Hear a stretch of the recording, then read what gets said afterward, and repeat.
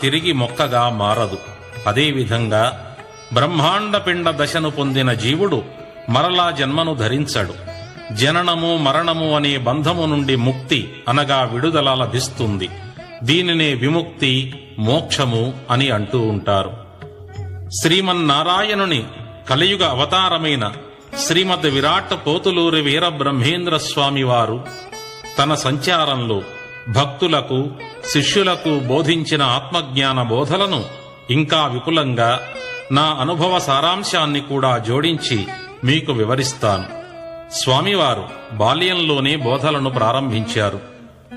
స్వామివారు 14 సంవత్సరాల వయస్సులో దండకమండలములు, కాషాయ వస్త్రములు ధరించి లోక సంచారార్థమై బయలుదేరారు. స్వామిని చూచి తనను విడిచి వెళ్లవద్దని, నీవు లేకుండా నేను జీవించలేనని